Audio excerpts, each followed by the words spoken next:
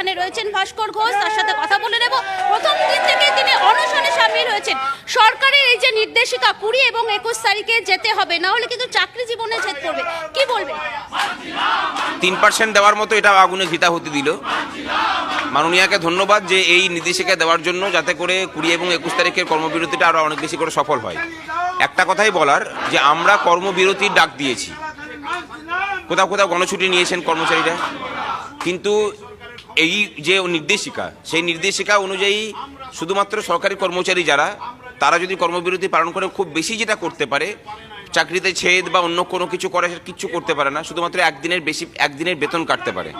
কিন্তু সেক্ষেত্রে ওনাকে বলার যে মাননীয় মুখ্যমন্ত্রী, আপনি তো 12টা বছর ধরে আমাদেরকে 1 মাস করে খাটিয়ে 15 দিনের বেতন দেন, অর্ধেক বেতনে আমরা 12 বছর ধরে কাজ করে এসেছি, আর 2 দিন না হয় করুন, আপনি চিন্তা করেন না, আপনার যতই নির্দেশিকা থাক, ভবিষ্যতে কিন্তু আপনার সরকারটাকে অচল করি আমরা দেখাবো। সরকারের এই নির্দেশিকাতে কি মনে হচ্ছে যে রাজ্যে যারা সরকারি কর্মচারী রয়েছে, এর আগে যারা একদিন কর্মবিরতি পালন করেছে, তারা কোনোভাবে ভয় পেয়ে যাবেন, মনোবল তাদের একেবারে কমে যাবে? আগেকার সময় আর এখন যে আন্দোলন পরিস্থিতি চলছে তার সময়ের মধ্যে অনেক তফাৎ। গতকালকেও আমরা বিকাশবাবুর সাথে কথা বলেছি এই নিয়ে, সুতরাং উনি বলেছেন যে এটা নিয়ে চিন্তার কিছু নেই, যেমন আপনারা কর্মসূচি করছিলেন কর্মচারীদের বলুন সেভাবেই করুন, তারপরে যদি কিছু সরকার কোনো ব্যবস্থা করে তার বিরুদ্ধে তখন আইনি লড়াই হবে। সুতরাং কর্মচারীদেরকে একটা কথাই বলবো, আপনারা নির্ভয়ে সাহসের সাথে নিজেদের প্রতিবাদের ভাষাটা কর্মবিরতির মধ্যে দিয়ে পালন করুন, বাকিটা আমরা বুঝে নেব। বেতন কাটা নিয়েও তো আমরা ভয় করছি না। এই রাজ্যের মাননীয় মুখ্যমন্ত্রী 2012 সাল থেকে আমাদের ডিএ বাবদ যে বেতনটা কেটেছে, তার তুলনায় 1 দিনের বা 2 দিনের বেতন কাটাটা এই আমাদের সরকারি কর্মচারীদের কাছে কোনো যায় আসে না। আর বেতন কাটার আগে বহু পদক্ষেপ সরকারকে করতে হবে, তার আগে কোর্ট আছে, আমরা কোর্টে গিয়ে বুঝে নেব। আর ছুটি বাতিলের যে অর্ডার দিয়েছেন, আমরা দরকার হলে ওনাকে রাজশেখর মান্থার বেঞ্চে টেনে নিয়ে যাব, তারপর দেখি উনি কোথায় যান। দেখুন, আমরা তো এখানে বসেছি নিজের জীবনকে বাজি রেখে, মৃত্যু ভয়ের বেশি আর কোনো ভয় হয় না মানুষের, আমরা সেটা সবাই জানি।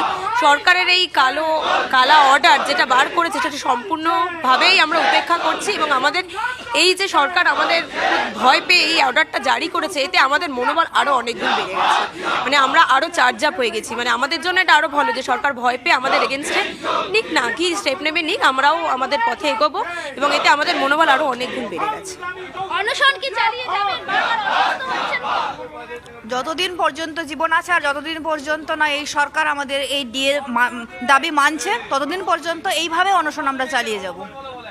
কি মনে করছেন সরকারের এই নির্দেশিকা? সরকার এই কালা আইন আমরা মানছি না, এর বিরুদ্ধে জোরদার আমরা প্রতিবাদ করব, তারপরে কি হয় আমরা শেষ পর্যন্ত দেখে ছাড়বো। কি মনে করছেন যে 20 এবং 21 তারিখে সংখ্যাটা বাড়বে? হ্যাঁ, অবশ্যই আমাদের সংগ্রাম আরো ঝাঁঝালো হবে, সরকার টের পেয়ে যাবে এর ভবিষ্যৎ কি হতে চলেছে।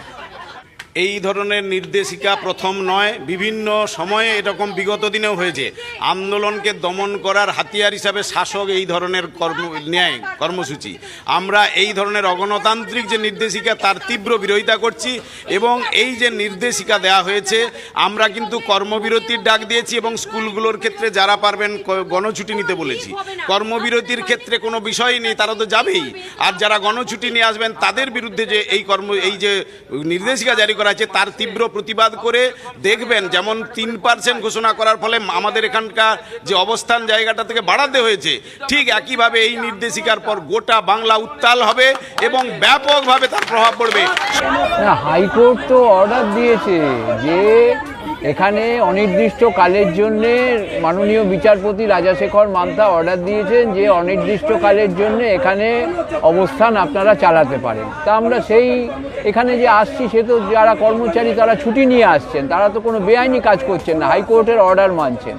সরকারি উল্টে বেআইনি কাজ করেছে, যে সেই ছুটিটাকে তারা বলছে যে সেই ছুটি নিলে বেতন কাটবে বা এই ডাইস বন্ড করবে। এটা সম্পূর্ণভাবে বেআইনি, এবং যেদিন রাজাশেখর মান্থা এই আদেশনামা দেন, সেই দিন কিন্তু সরকার পক্ষের কেউ হাজির ছিল না সেদিন।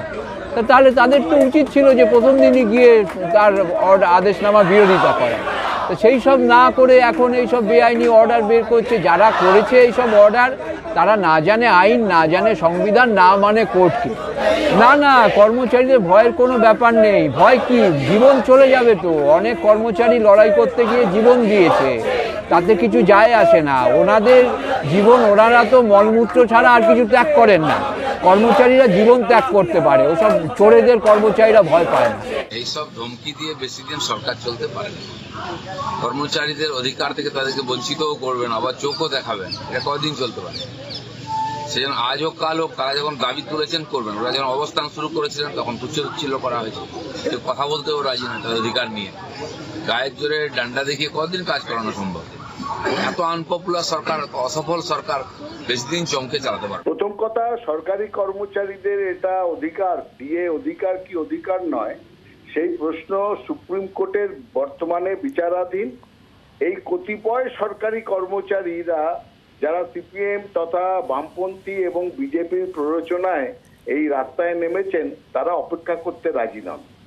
ভয় এবং ডান্ডা এইটাই বলছেন যে দিলীপ ঘোষ, আসলে তো ভয় দেখাচ্ছেন তো এই কর্মচারীরা। তারা সরকারের কপালে বন্দুক ঠেকিয়ে বলছে টাকা না দিলে কাজ বন্ধ করে দেবে।